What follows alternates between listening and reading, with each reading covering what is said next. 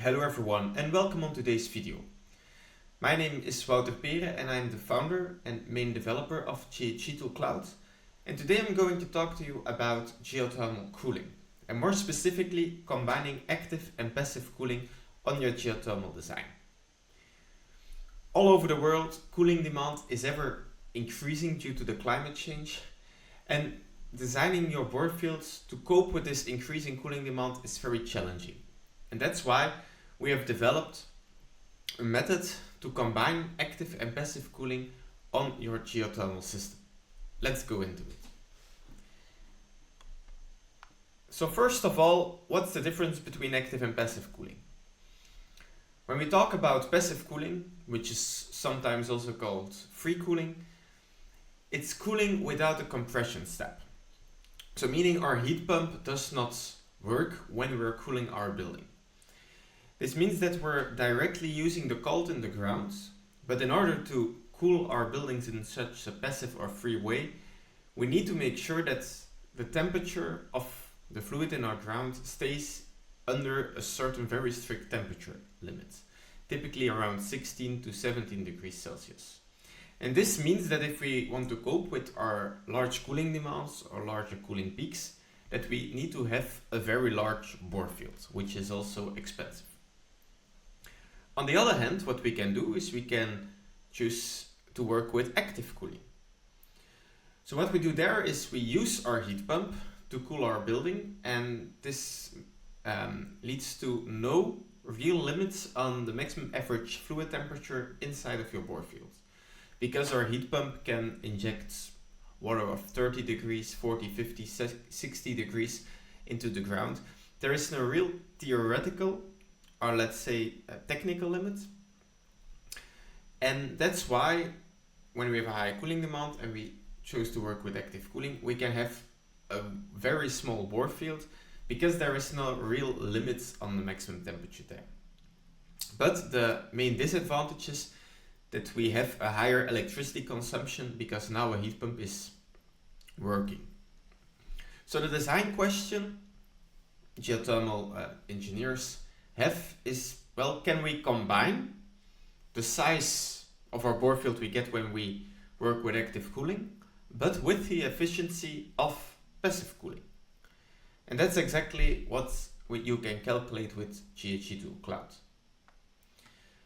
So if we take a look at an example, we have an auditorium in the climate zone of Belgium with floor heating, so a very slow emission system, but the cooling is with the air handling unit. So what we can see here is that we have a very low peak power in heating, but a very high amount of full load hours. And we have a low energy demand in cooling, but we have a high cooling peak.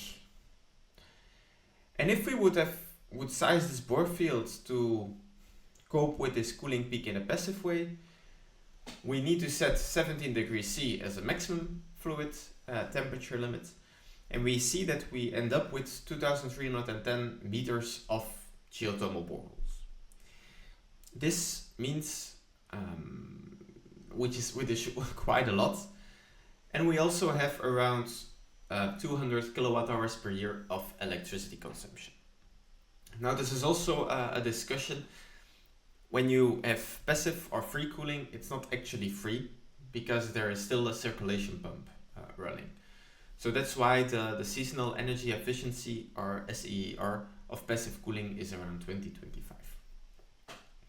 So this is the situation for passive design. If we go towards active design, our temperature limit of 17 degrees is gone. So we now can, for example, go to 25 degrees C. And we see that we only need 990 meters of geothermal boreholes, which is less than half of the investment cost we had with the passive case. But instead of needing 200 kilowatt hours per year of electricity, we now need 770, because the efficiency of active cooling is, in this example, only 5 instead of 20. So can we combine this smaller borefield size is 990 meters of borehole with the higher efficiency of passive cooling. And we've developed two methodologies to investigate this. One methodology is saying, well, we work with a fixed period in which there is active cooling. So for example, in the summer months, we do active cooling by default, and the other months are passive. Or we have a methodology where we say, well, if the temperature of our fluid crosses a certain temperature limit, then we go for active cooling, and otherwise we do passive cooling as much as possible. So let's go through the methodology for both of them. So in the case where we do active cooling during fixed months in a fixed period, it's rather straightforward. So what you do is you set the efficiency in both active and passive cooling, and you set the months in which there will be active cooling.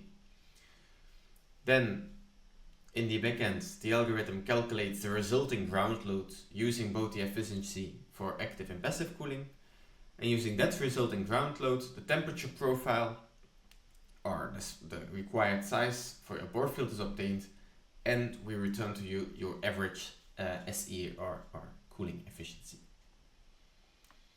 So if we do that for this example, we keep our same 990 meters S in the only active design case.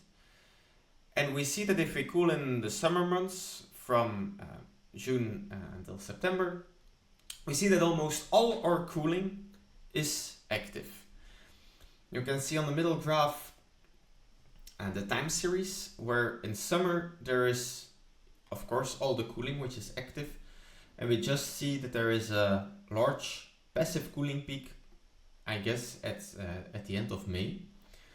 But if we take a look at the share passive cooling, we see that it's only a very small share. It's even 0 megawatt hours if you round it.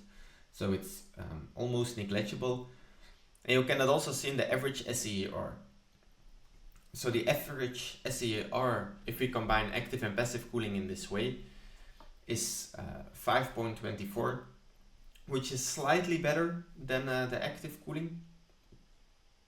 But as you can see, we also need 740 kilowatt hours of electricity, which is way more than the 200 kilowatt hours we had in the only passive case. So why would you ever work with this method? Because it's almost the same as active cooling. Well, for example, you have a building where you have two emission systems, and one emission system can work with passive temperatures, for example, floor cooling, but perhaps you have another emission system which really needs cold temperatures, so where you need active cooling, which can be, for example, cooling with the ceiling or with the air handling unit. Perhaps there the heat exchanger is sized rather small, so you need active cooling for that. But in any case, when you have such temperatures, different temperatures for your emission systems, it can be reasonable to say, well, after a certain amount of time or in a certain month, we by default start cooling actively, which is what this method is used to do or used to calculate. The other methodology is working with a temperature threshold. So where we say, well, we try to cool passively as much as possible, but when the temperature crosses a certain temperature limit, we will need to go for active cooling. So what you do is you again set the efficiency in active and passive cooling. You will also set the temperature threshold above which you will have active cooling. So typically this is 17 degrees. When the fluid becomes warms up above the 17 degrees, there will be the need for active cooling. What we then do is we start calculating the ground load, and we assume that there is only passive cooling. What we do is we calculate the temperature profile, and afterwards we check in every instance if the maximum average fluid temperature is above this threshold or not. If it is, then we know that in this hour we need active cooling. So we shift every hour to the active cooling when it crosses the limit. We recalculate the temperature profile using now the efficiency of active cooling for those months. And we keep iterating until we converge in a temperature profile. So we know that in the hours when we cross the temperature limit, it will be active cooling, and otherwise it will be passive cooling. And when we do so, we can return you the average SEER. And what we see then is really interesting, because we have the same 990 meters as in the only active design case. But this, if we take a look at the figure in the middle, you see that even in summer, there is quite a lot of passive cooling. And now almost 80% of our energy demands for cooling is done passively. And we have an average SEER of 13 with 300 kilowatt hours of electricity per year. So what we can see here is that yes, there is the need for active cooling in summer for certain peaks, but on average for this building, we can still do it passively. So remember when we did this borefield 100% with passive cooling, we had 2,300 meters of required borehole length. Now we have half of that, so we saved half the amount of the investment cost, and we went from 200 kilowatt hours of electricity per year to 300 kilowatt hours of electricity per year. And the interesting thing is, if you work with a temperature threshold, when you have an imbalance and the ground cools down year after year, you can graphically see that the share of geothermal passive cooling increases year after year. And that's also what you see on the figure on the right. The share of active cooling starts at around 25% and it goes down to 13%. And our average SEER goes from 11 to 14 after 25 years. So this is really interesting to see that by sizing our bore fields smaller so we can go for more active cooling, that we only need this active cooling for the first years, and year after year we don't need it as often. And that's basically also one of my conclusions here.